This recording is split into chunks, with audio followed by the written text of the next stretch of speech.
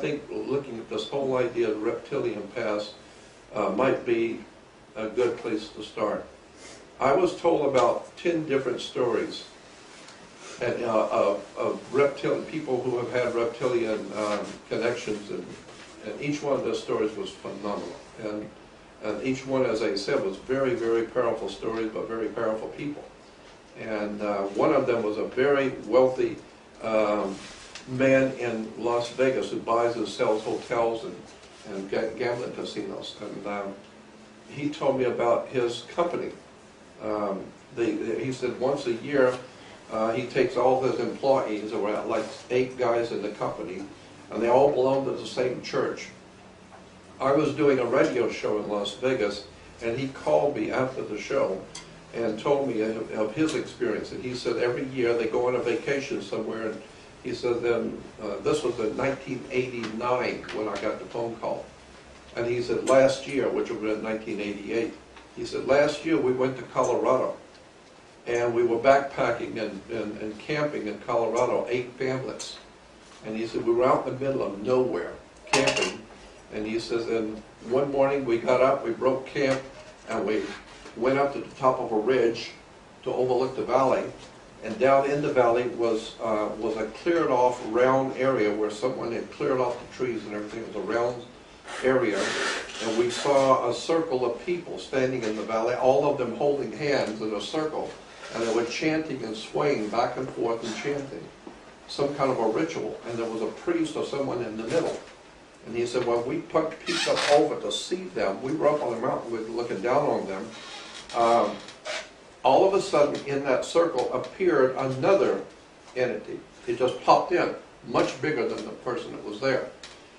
And it pointed up at us, and the chanting stopped, all the singing stopped, and everyone lifted up and pointed up at us. And he said, we don't know what to think of this, but happily we're up here in the mountains and we're getting out of here quick. And he said, so we turned around to leave, and there was a reptile alien standing behind us. And the one that came in, it was a reptile alien, and was standing directly behind us. And he said, when we turned around to leave, this thing stood there looking at us. That's how fast it moved. And he said, and the children, everyone was paralyzed. You couldn't move, you couldn't cry, you couldn't move, you couldn't do anything. He said everyone agreed that the most they could do is just draw a breath to stay alive. That's all they could do. They could not speak, couldn't do anything. Even the children could do nothing. And he said we were all paralyzed and looking at this thing. And he said this reptile alien looked at us. He said about 7 foot tall, maybe taller, was extremely muscular, had a reptile head, reptilian body. And he said, but it just looked at us. And it said to us telepathically, we understood it correctly, said, I'm going to let you go. But when I do, you better get out of here because you've interrupted my ritual. And so when he said that, the reptile alien turned, and then he turned back around and looked at him one more time to emphasize, you better leave. And he said when it turned, it was gone. Instantly, it was just, boom, it was gone. And he said when it left, the instant it left, the life came back into everybody. The women were screaming, the children were ranting and screaming, and everybody, he's including the men, we were running back to the car, we got to come out of here big time. And he says, today, all the 8 guys still work for me.